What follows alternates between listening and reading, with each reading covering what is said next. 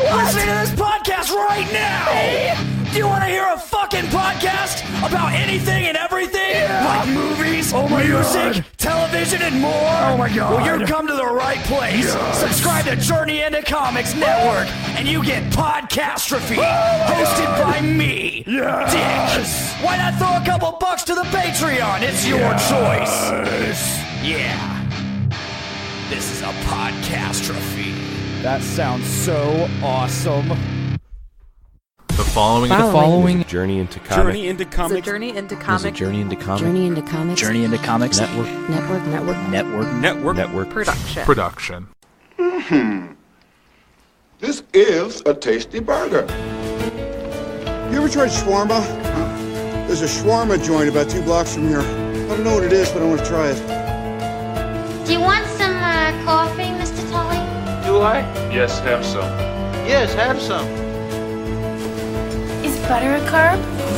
Will you stop eating? We elves try to stick to the 4 main food groups. Candy, candy canes, candy corns, and syrup. I ate his liver with some fava beans and a nice Chianti.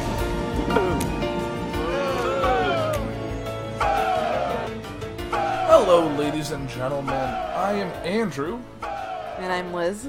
And we are co-hosting Foodies this week. Yep. We haven't been back in a bit, and you would remember us from Adulting and Easy from last year, which we did before we got married.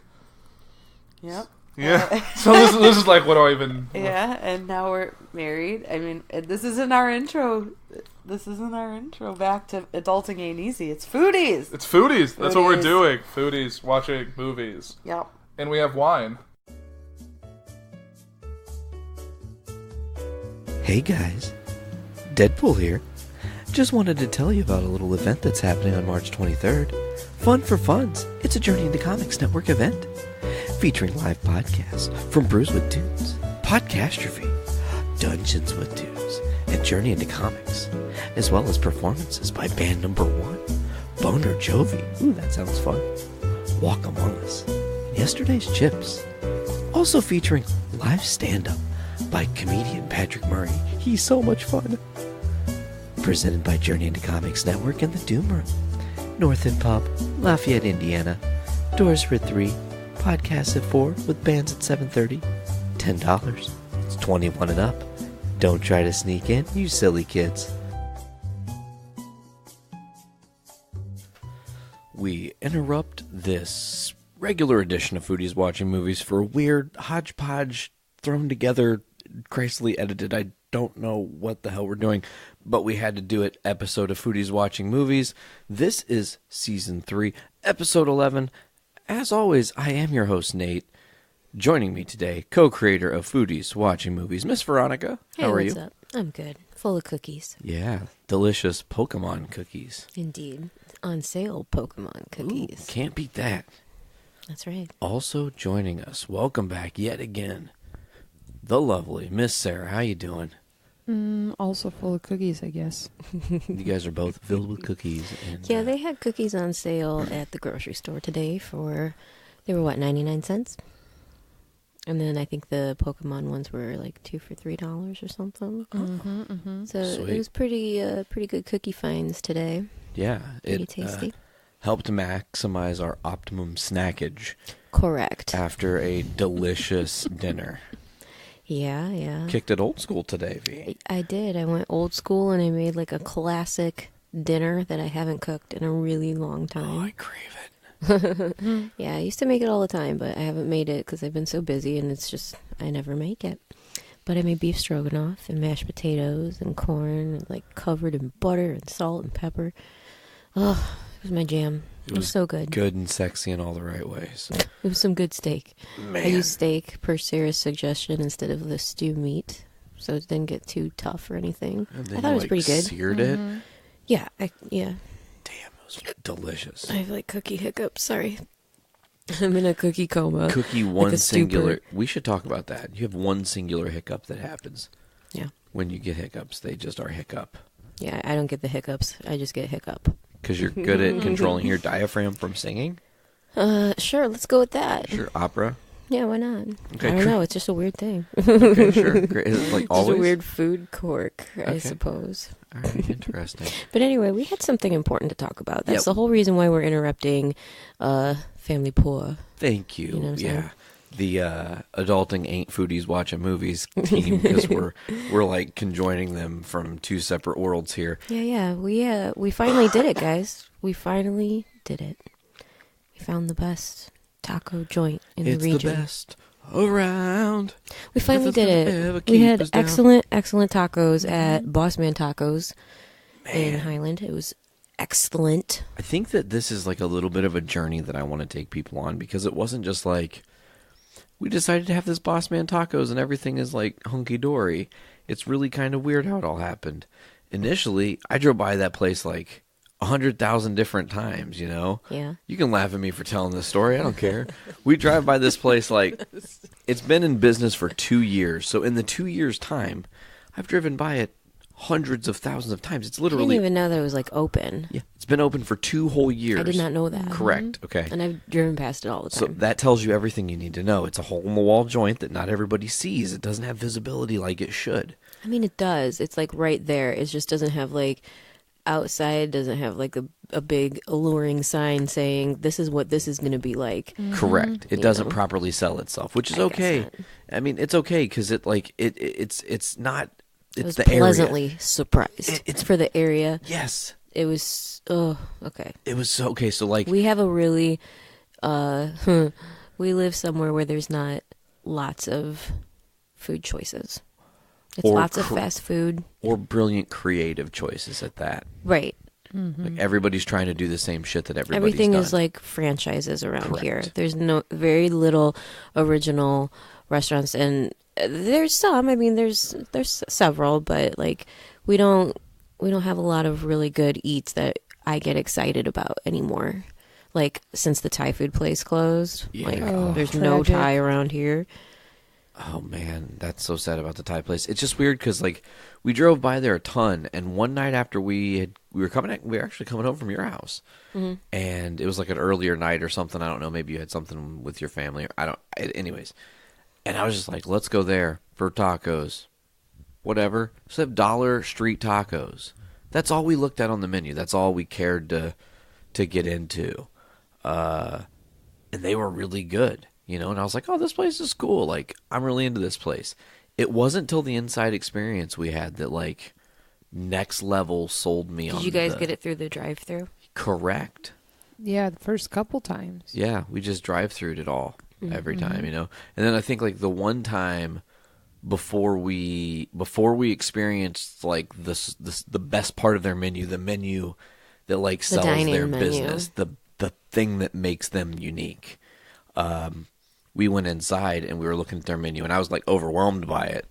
And the only thing I saw was the California, and it's the burrito I talked about a couple weeks ago, I think, on Foodies. They had like Yeah. French fries and pico de gallo and guacamole and all this. Yeah, that story is actually what inspired me to want to eat at this restaurant. Amazing. Yes, exactly. So we decided to go and actually have a dining experience. Yeah, there. we just decided to have it for lunch one day last week.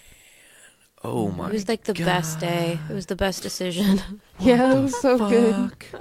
They have like this amazing, unique, creative menu that I wouldn't typically expect from a Northwest Indiana taco restaurant.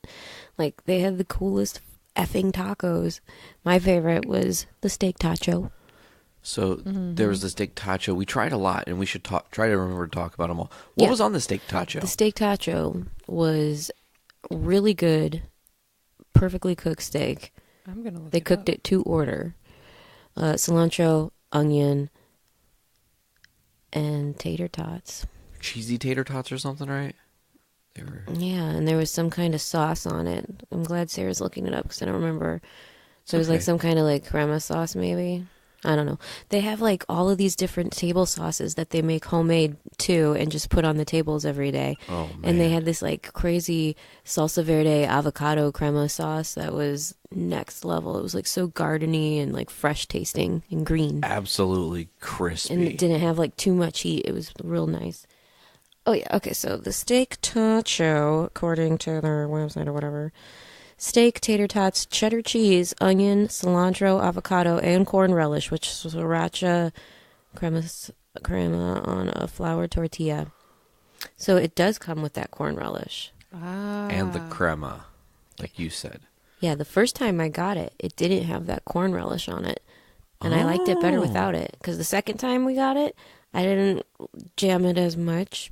Like, it had, like, that corn flavor was good in it, but it was just a little too sweet for all of the savory that was in it. You know, just to talk about that quickly, I feel like there was maybe a younger cat or somebody who wasn't as great with portion control on the grill that day because it was a little differently made. Yeah, we went back a second time. Spoiler alert. We went back for a second. 3 times, really. It's been several times. Well, I've only eaten there twice. Maybe it's only been twice. I don't... Anyway, I've only eaten there twice. And the first time was definitely a amazing, excellent experience. The second time, we did it through DoorDash. That's another thing, too. It was a DoorDash experience. Mm-hmm. Which we've really been all about the DoorDash thing, especially like when we're busy working and all these things. Like, it just, DoorDash is the bomb. Sarah got the Dash Pass, and it's like the smartest thing. Yeah, because yeah.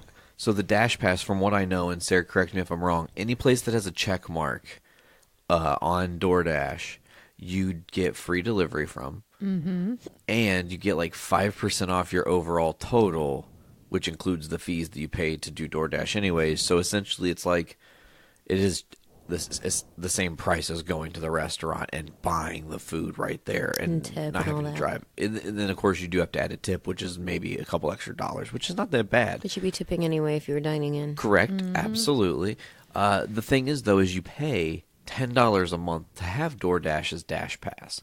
So think, in 1 or 2 deliveries on DoorDash, which we use it enough to warrant this, I think. Like, you use that quickly.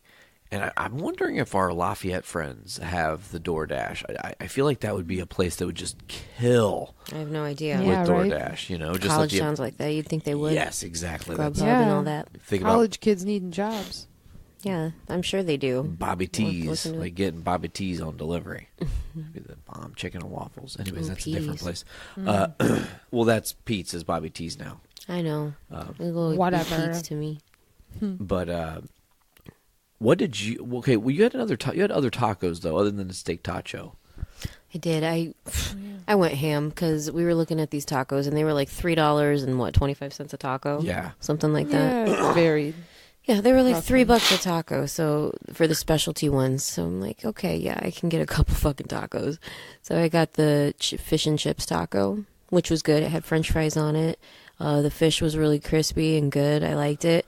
I mean, you have to be kind of in a fish and chips mood for that taco. Clearly, yeah. And for some reason, I was, which I very rarely am. You did, although you didn't finish it, which was kind of beneficial because I got to have that last bite. And man, I was like, oh fuck, I should have ordered that one. It was good. I was saying the same thing about yours though. You got that. You got the fried chicken taco. Oh, the barbecue chicken, Boss Man taco.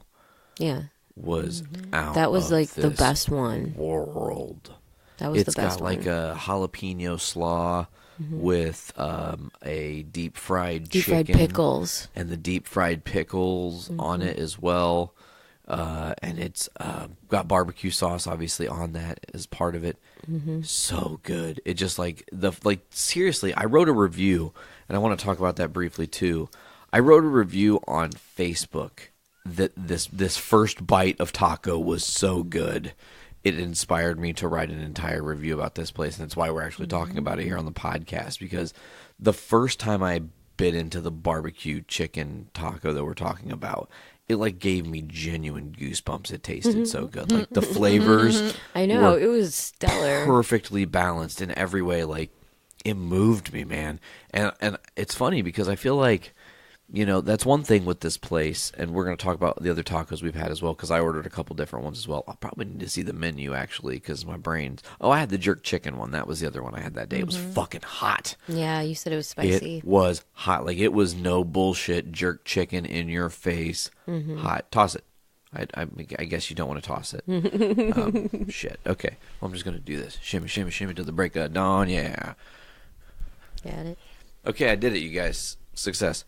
we're looking at their menu here. So I had their jerk chicken, which was a pulled chicken cooked in Jamaican jerk seasoning, pineapple salsa, which was fucking amazing, the sriracha crema, which you had on yours as well, I think, on a flour tortilla. Okay. So we did the DoorDash thing. And we'll talk about that in a minute, because I want to talk about this experience when we ate in. So, that's good enough. Sarah's like, I just tossed the phone to her. Anyways, you know, when we were dining in there, I also had the you mentioned that pineapple. What was it? Pineapple salsa. Yeah. Yeah, I wanted to try that because they had a taco that had like shrimp and then like cilantro and the pineapple salsa and all that stuff, and I wanted to try that one, but I didn't. I ended up getting this seafood like steak. What was it? Surf and turf. I got the surf and turf, and it had like a champagne crema sauce on it, and that was an interesting flavor combination, but it was really good. Sweet. And I liked it, and I would get it again. But for me, the chicken one that you got was the best one. Yeah, totally. Sarah, what about you? What did you have when we were there? The first time we went there. Well, I had the Asian steak taco, which was excellent. You guys didn't try that one, did you? No, I didn't. That one had teriyaki steak with Napa cabbage, onion, fried noodles, sriracha, and sesame seeds on a corn tortilla. And it was good. Just not your average taco place. It had like a sweet and savory thing going on that I liked. It was good. Nice. And then I got that one again. I don't know, what else did I get? There was another one I had when we were there, though. You had a chicken one. Oh, no, I didn't. I got some chicken street tacos, but I had the crispy veggie taco. That's right. And that one was good. That's fried yellow squash, zucchini, and cauliflower with avocado and corn relish, garlic aioli on a corn tortilla. Damn. And yeah, that was very good. The vegetables were like tempura battered. Oh my so god, they I were, love that. Yeah, there was like a light, crispy kind of a thing going on. Sweet. And it was, I want one now. Thinking about it. Yeah, it's late though. What about that? Cookies. What about that fucking dessert taco? Oh my god! So they We'll have have this to post pictures of that. massive dessert menu of dessert tacos That are massive. and we got to meet the adorable little girl that makes the dessert tacos. She's like, "Oh yeah, I'm the one that makes them." I'm like, "Oh yeah, I love them." But she makes like waffle cone taco shells. Fills them with different kinds of ice cream and like all different kinds of toppings. Anything you want. Man, but they had like it was the peanut butter fan. Yeah, we got like Ultimate. the Butterfinger peanut butter one. It was so good, covered in like pieces of Butterfinger. They have it on here. Oh, sweet. Oh, well, please. Read it off. What did we get? Peanut butter fingers. That's what it's called. Yeah, peanut butter fingers. Mm-hmm. Oh, and of course I just took a bite of cookie. Pass it to V. We're gonna have to post pictures of that because I think we took pictures, right? Do you want to read it? Oh, sure. So the peanut butter fingers is chocolate ice cream topped with Butterfinger and Reese's candy crumbles, peanuts, peanut butter sauce, whipped cream, and a cherry on top. For $6.50. You can have all that and more. It is massive. I mean, it was almost. It was huge. It was enough for the three of us. People. Yeah. Well, but yeah, three of us shared it happily. Yeah. Can I just say it was funny too because we were like talking about it when we were first sitting down, and you were like, "I'm gonna get this one and this one and this one. We're gonna get 3 different ones." Yeah, because like, I thought, they're dessert tacos. You think of like the Choco Taco, right? You know, remember those things? I was thinking about exactly. I was thinking about the little tiny dessert dinky tacos, but these are like beefy enough for 3 people, 330 somethings. Yeah, got this and was very happy. Yeah, but listen, they have like all of these different kinds. I just want to read some of them. Please do. I will not be trying the mint one. The mint to be. Yeah, no.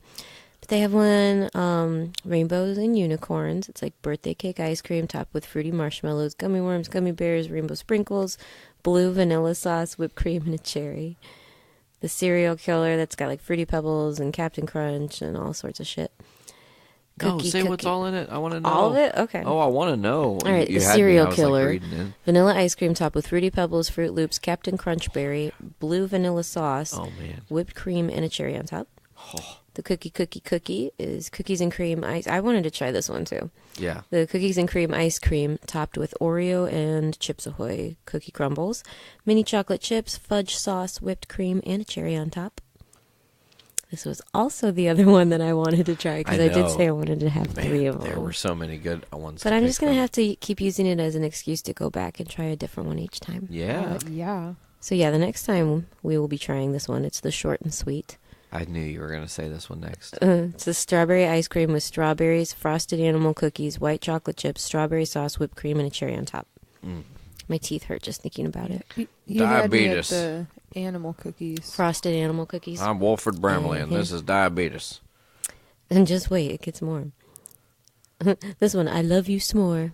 Oh, man. Definitely want this one, too. Rocky Road ice cream with Hershey chocolate chunks, marshmallow fluff, graham crackers, mini marshmallows topped with whipped cream and a cherry. And then there's the Johnny Bananas, which is vanilla ice cream with bananas. They spelled Reese's wrong. Reese's, candy crumbles, peanuts, Cocoa Krispies, peanut butter sauce, whipped cream, and cherry. Man. Damn. That's a lot of desserts. It's a great dessert menu. It's a great time to be alive, guys. Here's Boss Man Tacos is killing it. Here's one thing I want to say about Boss Man Tacos per my review. Like, I really believe in their mission statement, and I don't know their mission statement personally, but I feel like, well, no, but like, I really believe in this statement.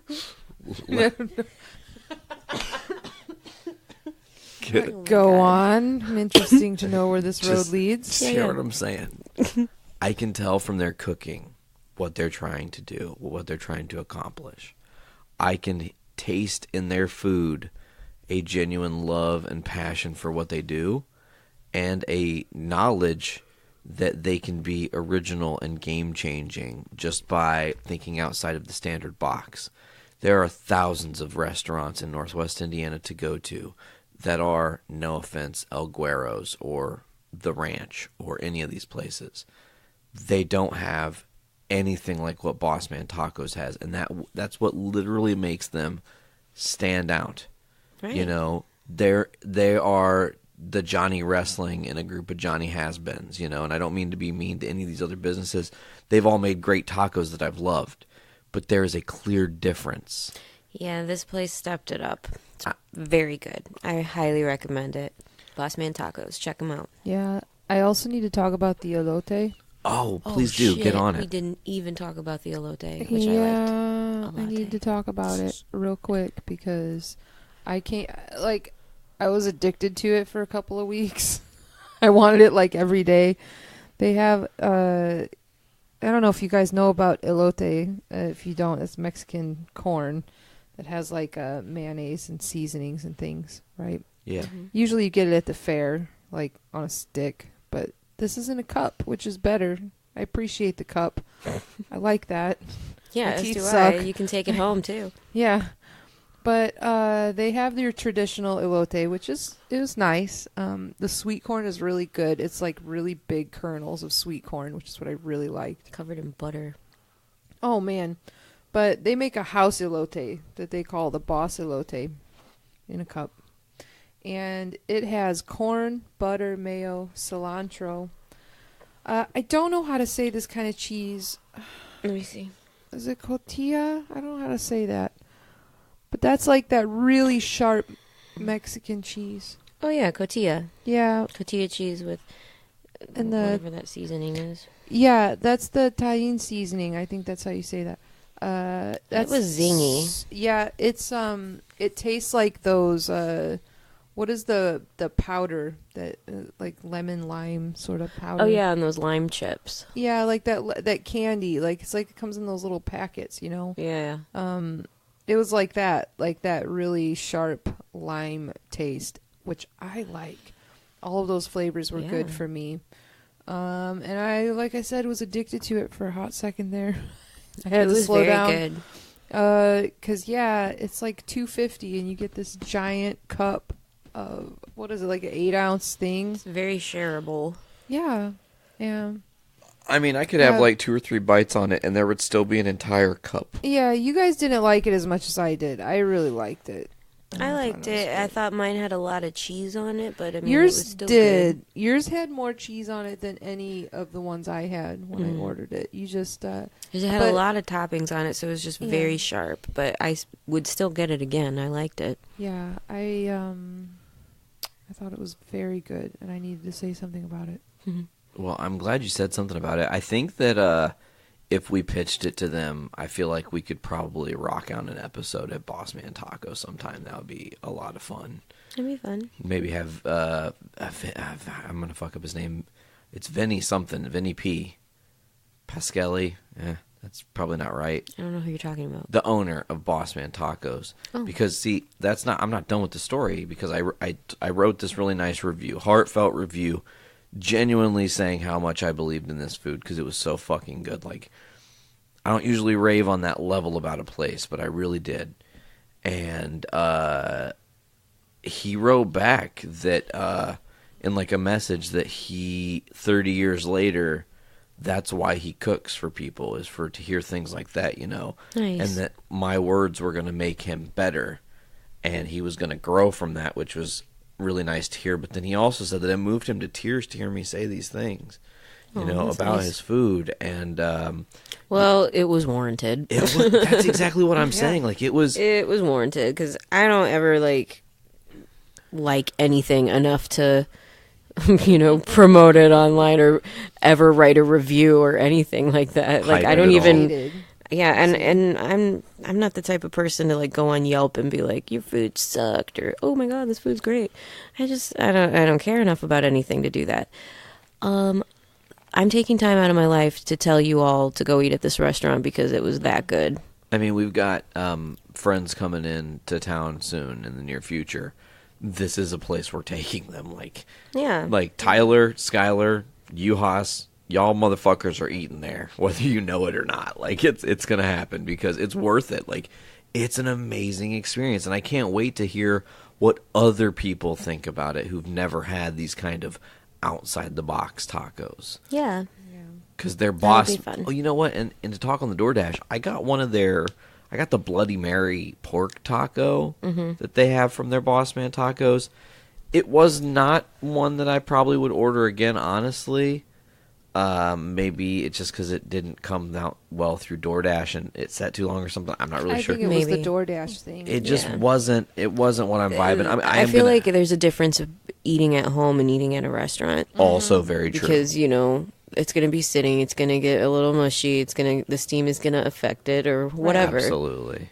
There's nothing like sitting down and getting fresh food served to you and eating it right then. And our service that day was so good, too. Our waitress was amazing. Oh, my gosh. I loved all the staff there. Everybody was super nice, which is very rare. Totally, especially in Northwest Indiana. Everybody's so jaded. Mm-hmm.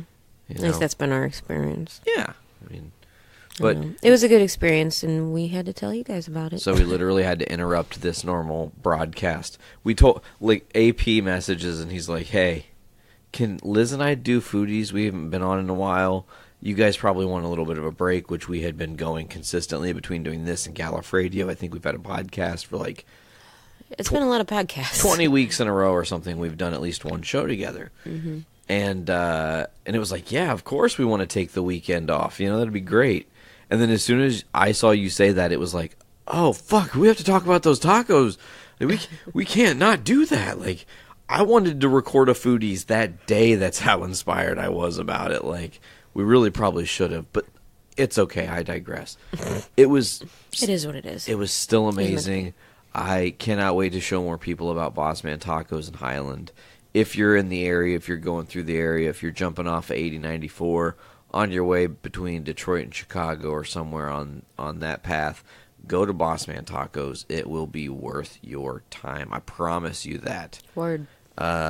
Now, I think we should probably stop interrupting Liz and AP because they were just like, and we have wine. And I just said, fuck you, we're cutting it off. We're going right now. We're just going to jump in real quick. So now that we're done jumping in real quick, I want to say thank you guys for joining me on this mini podcast within a podcast of Foodies Watching Movies, where I've been Nate, Veronica, Sarah, and take it away, AP and Liz.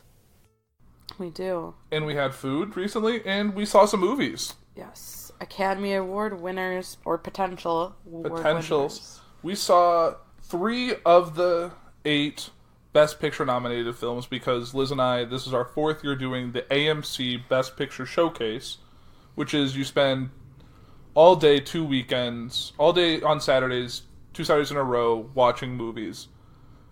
It would be 4 movies we'd have watched, but because of the nature of Roma being a Netflix film, it didn't get a true theatrical release.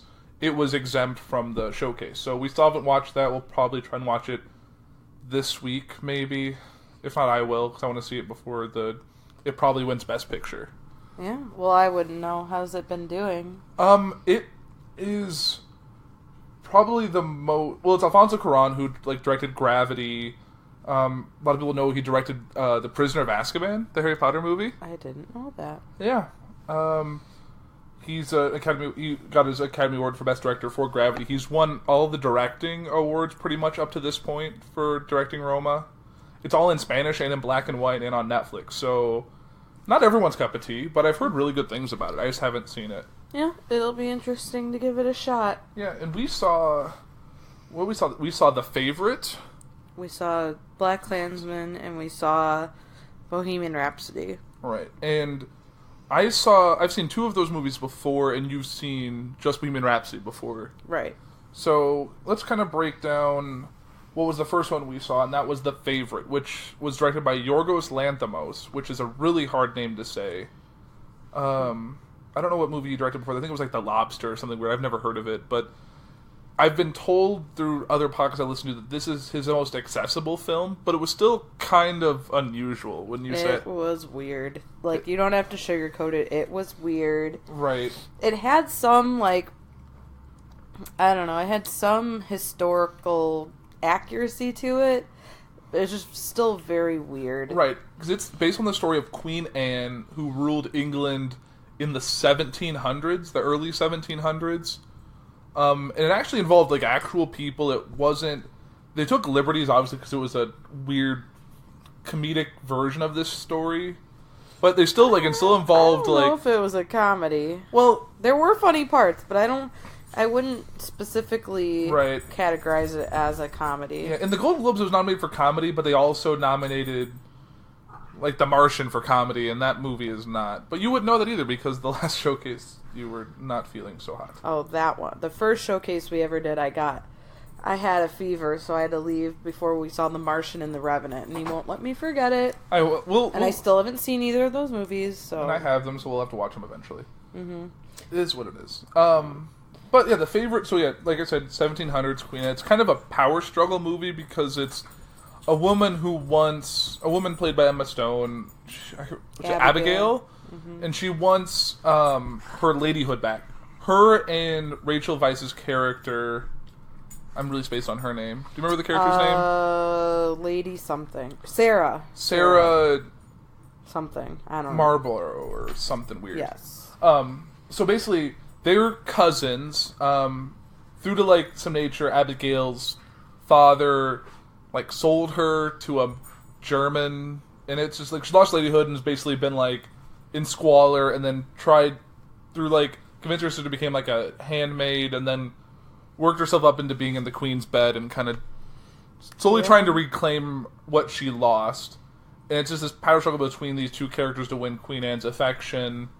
And there's some weird bits thrown out, and there's blood and nudity and lesbian sex and all. It's very unusual. Yeah, I would agree. And there's a weird dancing scene that, at one point, this guy does this weird, almost like he was walking it out, but very over dramatic. I don't know. I can't describe how he was dancing, but it was just odd. And there was 17 rabbits and.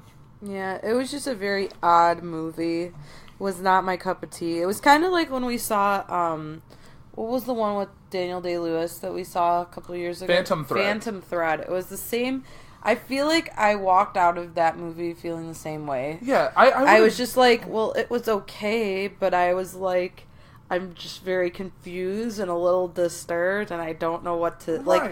I was just very perplexed. I feel like that's the right word. I would like they both had very similar kind of endings. It's like, oh well, I guess this is fine. They're all fine with how this is going. This is it's. And there was only like one. There's one scene that made me a little upset, and you know the scene I'm talking about. I don't know, maybe when it involved a rabbit. Oh, that's right. Yeah. Without giving too much away, someone is stepping on a rabbit almost to the point of killing it, and Andrew got sad. And I was just like, don't do that. I mean, I'm sure the rabbit was in no danger. It was an audio clip of the rabbit being struggled, and it was just, I don't know. They have to put a little moniker, no animals are harmed in the making of this film. They have to do that, or PETA, and a lot of people get very upset. But, so that was the first movie we saw, and it was also, I think, the shortest, coming at like 2 hours. Like, all the movies were long. And it didn't really feel as long. I thought it would feel longer, but it was just like, I guess I was just like so perplexed. I was like, okay, what's next? What's next? Yeah, it was interesting. And also, they had like little like chapters, because eventually it would like cut to like 5. And then it'd be like a weird, obscure line that comes up later in the movie, and you're like, 5 of what? Like, I was like, oh, maybe it's a 4-part. No, kept going. Yeah, it wasn't like it was acts or anything, because that's what I thought it was. It's like, oh, 1, 2, 3, that makes sense. And then it was like, there's 8. Yeah, I was like, oh, okay. That's segments. Mm-hmm. Yeah, and I will say it was very much like Phantom Thread. But yeah, don't think it will win the Oscar. I will tell you that. It was Olivia Colman might win something, but I don't think it has a shot at Best Picture. It might win Screenplay. Yeah, she did pretty well. I mean, I don't think any of them did a bad job. No. It was just a very weird movie. I mean, you put the 3 of them together, and I'm really excited. Like, I'm a fan of the TV show on Netflix, The Crown, and she's going to play the older version of Queen Elizabeth, so I'm interested to see her take on that.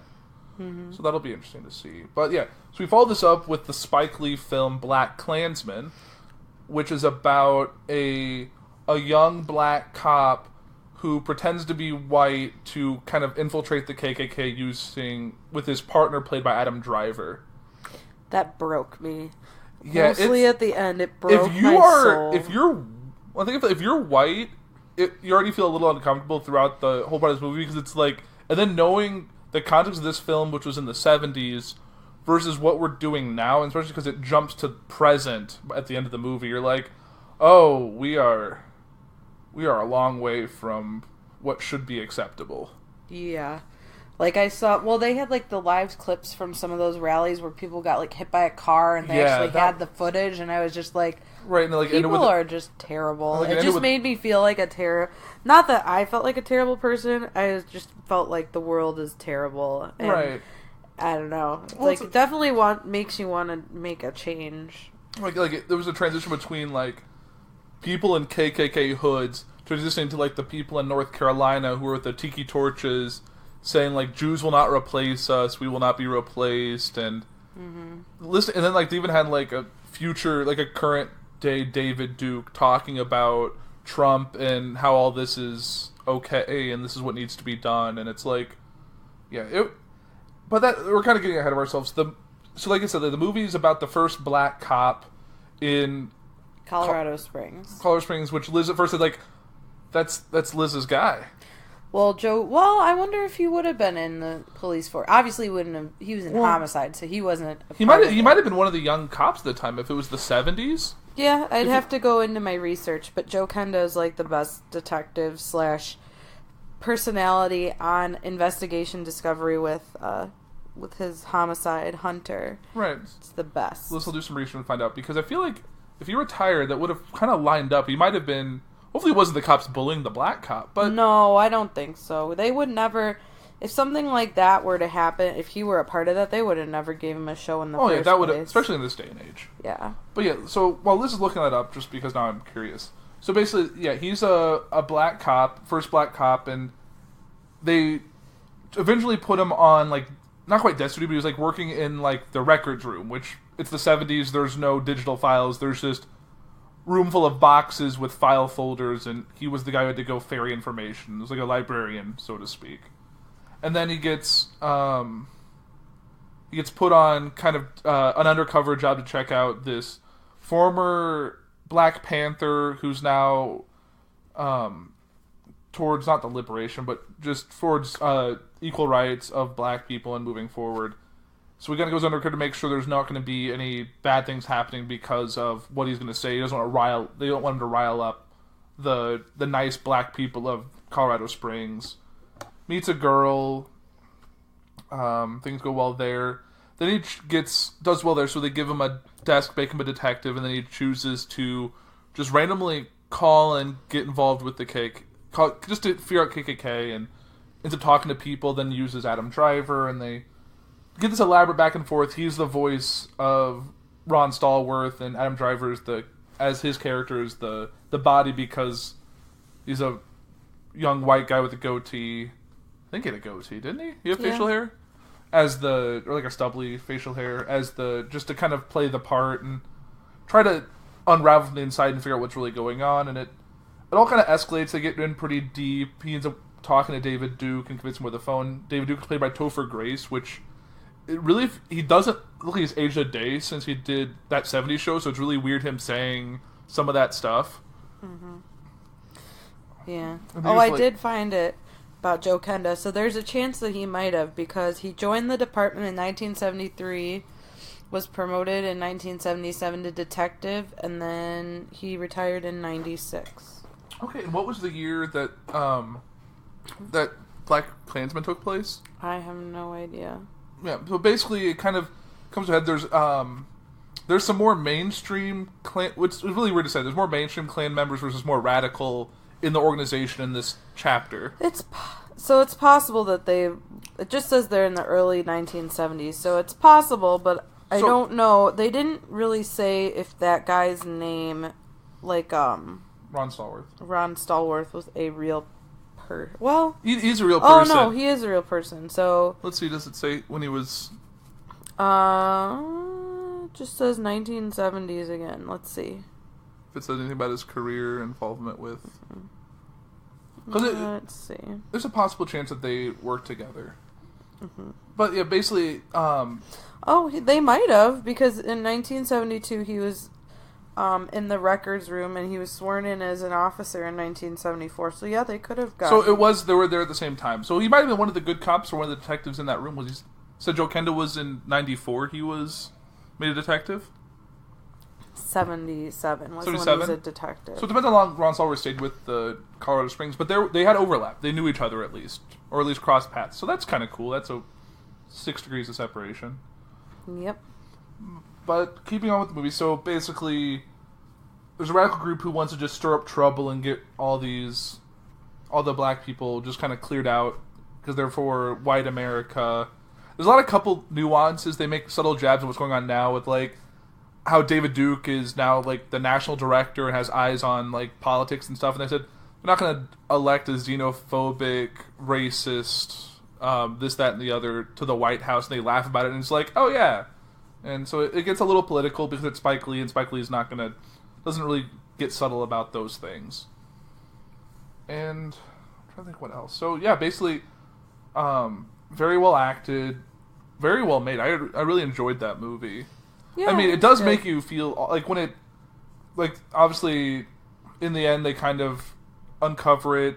The bad Klan members get what's coming to them without spoilers. I would say so. It's really weird that you say good versus bad Klans members, but yeah, it becomes a really good film. John David Washington plays John Stallworth, and John David Washington is Denzel Washington's son, and he has a lot of his dad's charisma and charm that I can kind of see, and they actually look kind of similar. I think that's part of the reason why he probably had the beard the whole time.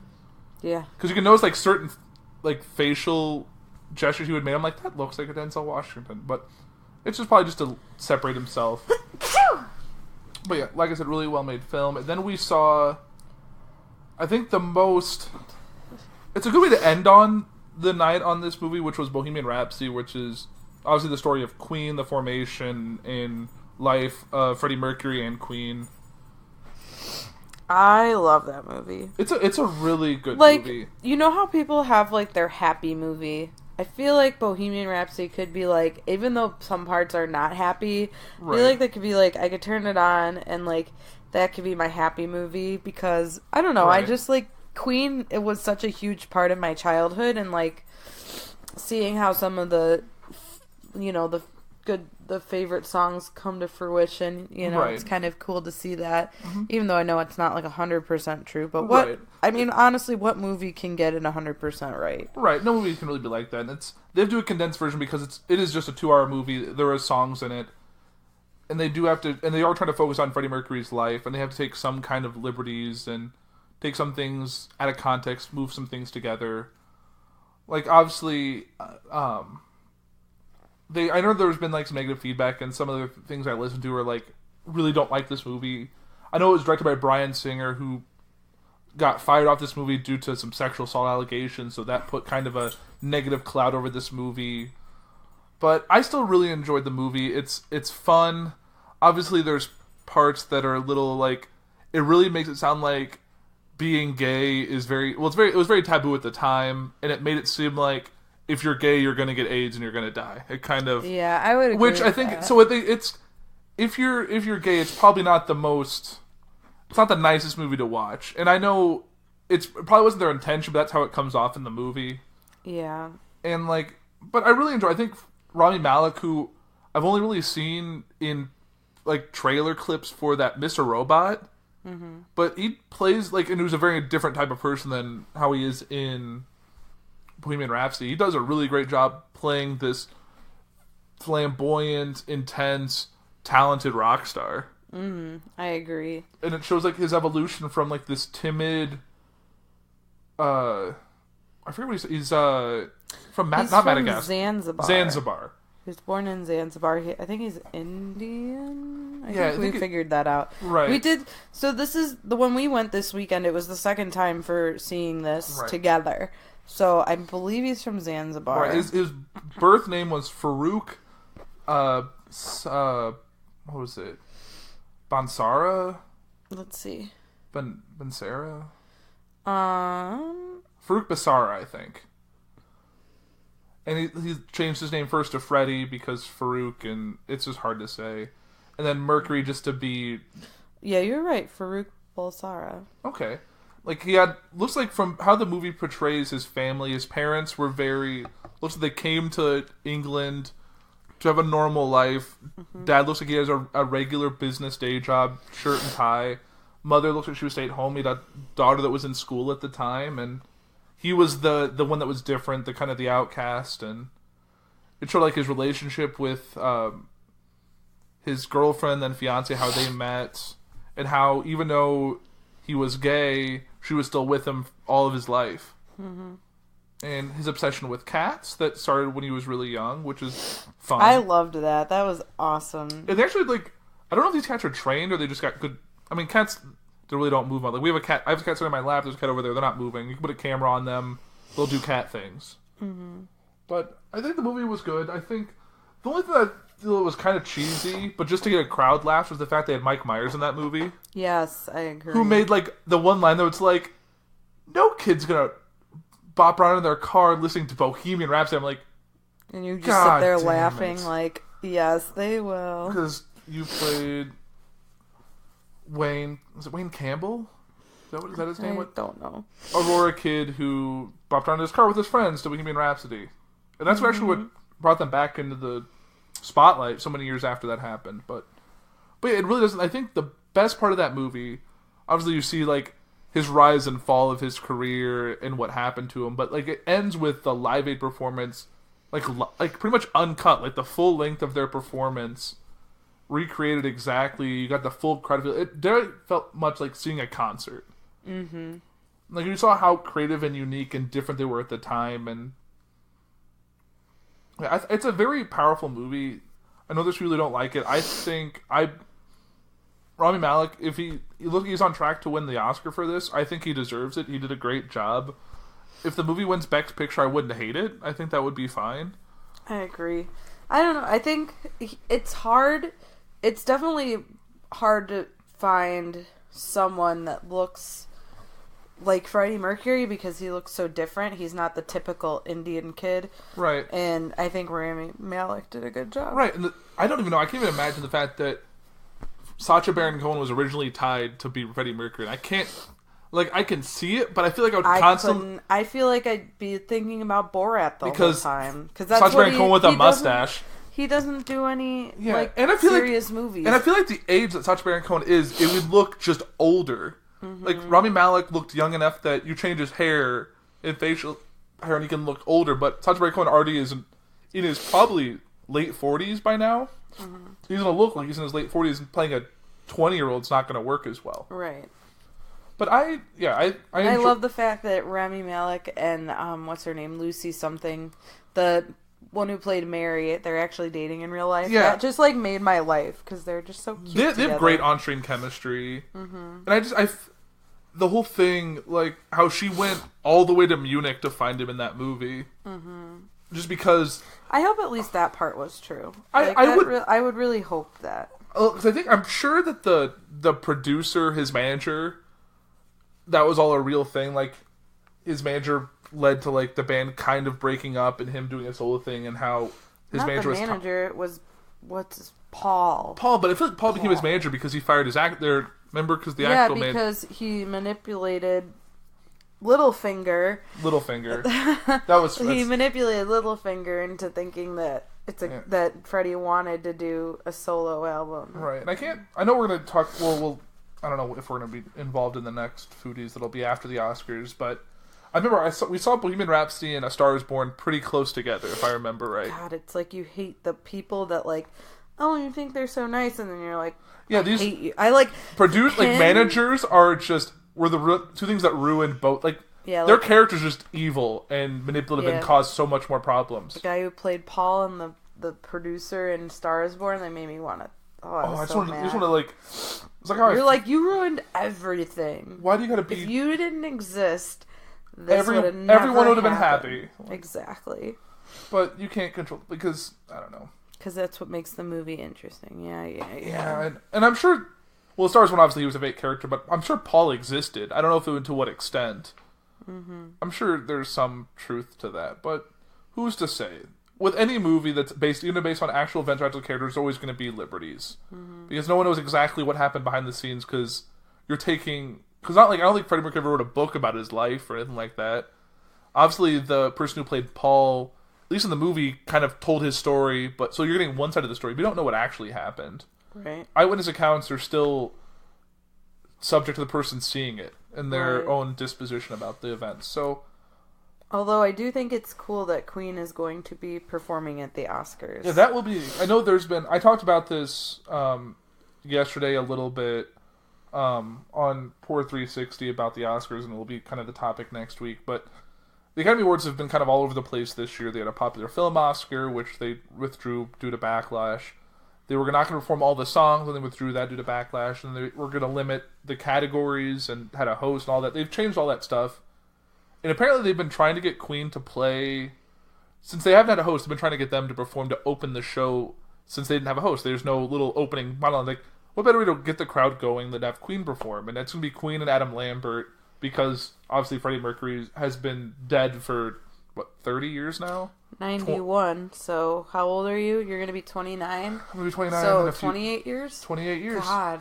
I know. That's crazy. So, and basically, I think Adam Lambert's my age? Maybe in his early 30s? I can look that up, but so basically, Adam Lambert was barely a kid, maybe, when Freddie Mercury died, and now he's playing with Queen. And, I mean, you can't compete with Freddie Mercury's range and his talent, but Adam Lambert does a pretty good job. I remember when I was younger, and I remember watching American Idol when he was on it, and performed with Kiss, and has a pretty good range. But I know they're touring actively. Adam Lambert is actually 37. I would not have guessed that. No, I would have thought if you said if you just said, "Oh, he's 27," I'd be like, "Okay, I can." But I mean, he was on American Idol in 2009, and I don't know how old he was. So that was 10 years ago. 10 years ago, so yeah. He was in his late 30s then, or late 20s. Late 20s. Okay, that tracks, I guess. But he doesn't look like he's aged at all. But so that'll be interesting to see. That's what happens when you're a gay guy that knows how to do makeup. You just don't look old. So it's going to be very interesting musically. So you're going to have Queen perform. You're going to have Lady Gaga and Bradley Cooper doing Shallow, which is the most, the infamous song from A Star is Born. I thought you were going to say important song. I was going to laugh at you. No, not important song. It's it was in the trailer. Everyone knows that song. That's where they're performing that. Bette Midler's going to perform the Mary Poppins song, The Place Where Lost Things Go. I don't know what other song got nominated. There's that one song from RBG that Jennifer Hudson's going to sing. And, the song from Ballad of Buster Scruggs, which I haven't seen yet. It looks interesting, looks funny. It's a Coen Brothers movie. So I think that does for the Oscar movie talk. Now I guess we should talk about some food. And we haven't. And obviously, I think the last food that we were a part of talking about was food from our wedding, so we're not going to go into that again. But a meal that we had not too terribly long ago was this new restaurant that opened that was called Lazy Dog. It was originally a California-based restaurant that had a bunch of locations, and this is their first location really outside of the West Coast. I believe so. I think they're working on one in the city in Chicago, but I have no idea. But it's awesome. This might be their trial one, which they put in a new development next to where we live, so it's right by my work and right by the movie theater, which is very nice. And since it's open, it's been packed. It's 6 o'clock. It's early enough. We can get dinner, not wait. Oh, no, it was 5 o'clock that we were trying to get there. Oh, it's 5 o'clock. And they were like, we're not going to be busy. We get there, and there's a big old wait. Right. You can do a call-in. Or, no, it's not a call-in. It's a call-ahead. A call-ahead. So you say, you call them while you're in the car and say, hey, I have a group of 10 people. We'll be there in 10 minutes. They're like, okay, we'll put you on the list so you don't have to wait as long. Which kind of... I guess that... I think we're definitely going to do that next time, because I want to bring our friends there. It's very good. I had this pot roast sandwich, and I love pot roast, and I feel like if you do pot roast wrong, then shame on you. Right. But they did it really well. They had an au jus, they had... Are you licking my jeans? I'm talking to Daisy. Yeah, Daisy was licking my pants. Oh, well. But I had the au jus, and they had this... horseradish sauce on it. Everything worked out really well. It was delicious. I was sitting there and I was like, this is the best this is the best pot roast I've ever eaten ever. Yeah. And I was just very happy, and I could not stop talking about how happy I was. And I think Andrew is getting mad at me because he's like, well, I don't feel that way about my burger. I mean, the burger was delicious, but I mean, was it a bison burger? I don't know. I don't think you got a bison burger. I think you just got a regular burger with good stuff on it. Mm-hmm. Yeah, and I think when I go back, I want to try that pot roast sandwich or another thing on the menu, because a lot of the menu options were great. There was this weird sweet sauce for their fries that I wanted to try that was good but different. The whole vibe of this place. Hey, sorry, Daisy. Sorry, Daisy just bit Liz. Hey. None of this. This is what he did last night when I was podcasting. Yeah, she also got covered in pollen today. Yeah, so she has little yellow spots all over her. Yeah. But, so, this place is kind of like a ski lodge vibe to it. Yeah, everybody wears plaid. It's wonderful. And the best part is they have a covered, heated patio that you can bring your dog to. They have a dog menu. They have a dog menu. You can get burgers, chicken. Everything comes, it's very simple. It's unspiced meat cooked with rice and stuff, and they have their own spot. I can't wait to take Max there in the spring. Mm-hmm. So I'm looking forward to there's a lot of menu options I want to try. They have their own house beers that were really good. I think they're their Hefeweizen. Yeah, they had some really good stuff. Mm-hmm. I was very impressed. The bar looked really cool. They had fire hydrants was what their taps came out of, which I thought was pretty unique. And Lazy Dog, it's all dog friendly or dog themed. Yeah, it was good. I enjoyed that. Yeah, I think that. Well, and then of course recently we had dinner with my grandparents, and the thing with my grandparents is that they're from kind of off the boat Germans, so they're very traditional in the sense traditional European people in terms of they haven't really Americanized what they eat. So they're still eating stuff that they ate back in Germany or Austria. Which is great for you because you love all that food. Oh, and yes. You wouldn't get exposed to it otherwise. Exactly. So, what was it? On Friday, we went over to my grandparents' house and we had bona soup, which is it's navy bean soup. And there's all sorts of deliciousness that comes with it. It's I think it's like, so the soup itself is navy beans and I think like chicken broth and other things. Don't they put potatoes? Don't they put the ham bone in it? Yes, they put the ham bone in it, and then you put noodles in it. Like my grandparents are very much against, like, if they're gonna be making a traditional like German or European dish, they will not use spaghetti. They won't use store-bought. They make their own. Yeah, I've never had a store-bought noodle at their house or whenever they made a dish. It's all delicious and homemade, and I've seen them make it, and I don't know how you have the time, but it's so well worth it. Yeah, it's definitely worth it. And, so, it's like there's a special thing that they strain it through, that it boils in the water, and it's just not necessarily. With isn't like a special thing? That's for the spätzle. It's still a little different. But for the noodles for bonus soup, they just cut them like really thin. My grandfather is like the noodle guy because he always he always gets the he always has to cut it a certain way, or else he yells at he complains about it to my Oma. But the best part of bonus soup is there's always smoked meat. And so Andrew they went to a new butcher they've been looking all over because all these European butchers are closing, or like they're going out of business, or they're retiring and closing the stand and whatever, or the butcher shop and stuff. Not people our age are going into butchery. Butcher, is that? Yeah, I guess so. Being a butcher, there's not. I would do it. I'm come from. Well, Opa and I think my Oma, both their parents were butchers, and it's in your blood. It's in my blood. That's how I know that. That's how I can tell there's good meat and bad meat. But anyway, so they got two different kinds of sausages. There's one hot and one mild, and you like those. I like good I like sausage in general, but their sausages were both really good. It's not, the flavor is always great. It's good putting the bonus soup on top of it and having it with the noodles. It's all good.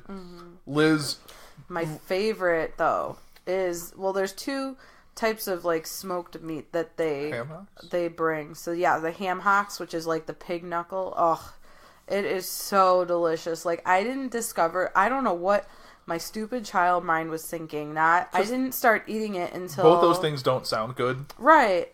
And smoked butt. But I didn't start eating any of that stuff until probably college. And there are certain, I don't know why I was so picky when I was younger. It's baffling now. Where's this been all my life? But they always made, I didn't like bonus soup up until recently, or at least in the past 10 years, probably less, the last 5 years. And then it's I had these ham hocks and I'm in love. Oh my gosh. I'm sorry, vegetarians, but you could not. This would be this is kryptonite to me. Ham hocks. It's just the fat content and the smoking. It's just awesome. Smoked meats in general, smoked turkey, smoked ham. It's all, when you smoke a meat and you preserve it that way, it's delicious. Well, and same with the smoked butt. So when we went to the movies, we were lucky enough to be able to sneak stuff in. Well, you're not technically not supposed to, but they don't stop. When you're here for the showcase, you can bring water, blankets, neck pillows. So we bring a little cooler. Well, we bring a bag of stuff. So usually when our first movie is going on, we have we bring fruit, so we're not eating crap all day. Right. So you don't have And then the second after the first movie, we decided to have lunch, and my grandparents gave us the leftovers of the smoked butt, and we had smoked butt sandwiches, and it was even better the second day. I love cold smoked ham in general is great. Smoked pork. Oh, I love it. It made me happy. It makes my heart happy. It's so much better than a crappy Subway sandwich. Exactly. And it was filling. We didn't have to get up. We got to just stretch our legs, have some smoked butt. We had some chips. We had our water. And then we're not eating popcorn for 8 hours, because I would do that and I would feel miserable by the end of the last movie. Exactly. And we'll probably, I don't know what we're gonna do next week. Might make something. We might just raid the food court, because it is at a mall. The movie theater is on the end cap of one of the malls, so there's a Panda Express and a McDonald's and a pizza place. No, it always has the slice of pizza or the calzone or whatever. So yeah, it'll just depend on how we're feeling. Or maybe I could call my Oma and be like, "Hey, more smoke. Let's have." Well, she made me... So, I didn't have school on Monday. For President's Day. For President's Day. And she made schnitzel, which is awesome as well. Schnitzel is awesome. I had that for lunch today. Awesome. Leftover schnitzel, also good. Yeah, so that's always a good leftover. A lot of the meat that my grandparents make are good for leftovers the next day. I mean, and it's like, there's not really any preservatives in it. It's all made fresh. It's just good.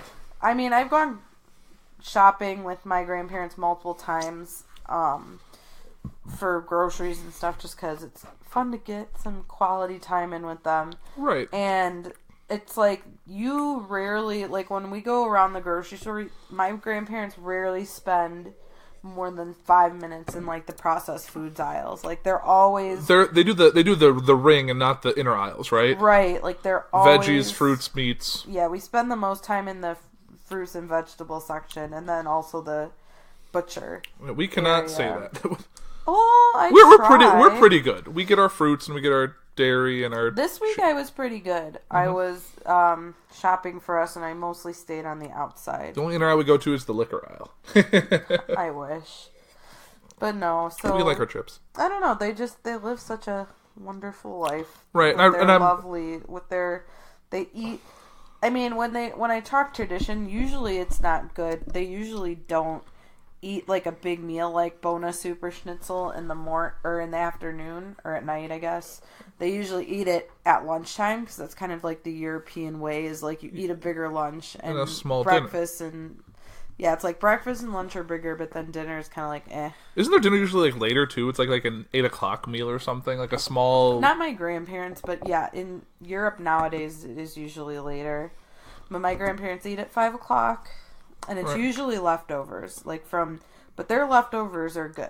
Like, there's certain leftovers I will not eat, but their leftovers I will eat any day of the week. I eat all leftovers, but that's just me. That's how I was raised. All leftovers are good. Especially grilled food leftovers are always awesome. You like that too. They're okay. Burgers, hot dogs, all that. You're not a hot dog person, though. Yeah. I don't know. Just is what it is. Mm-hmm. But I think that might do it for today. I don't know. Do you have anything else you want to talk about? We talked about the wonders of German home cooking that I hope gets passed down, and Liz can learn to make all of that. Oh, yeah. If not, her mom has picked up some stuff that she can teach and do. Mm. But yeah, but they're in the early 80s, they're spry, and they're going to help us redo a bathroom in a few weeks. Yep.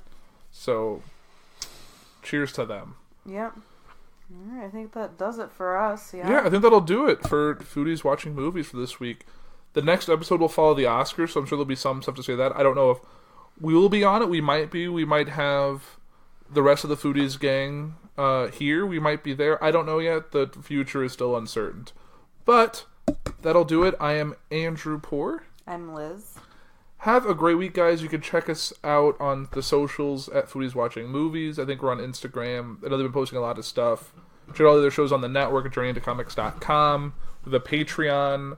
I know the Fun for Funds or Funds for Fun event happening in mid-March in Lafayette, Indiana. If you're in the area and you want to help us out, that would be greatly appreciated. But yeah, just enjoy all the episodes on the network. You can check out the Best of the Weeks on Sunday. All the other shows on the network. Adulting and Easy will probably be back at some point in late spring, early summer. I don't know 100% on that. I'm sure when Nate listens to this, he'll have a good idea of when he would like us back. But yeah, until then, we'll see you guys next time.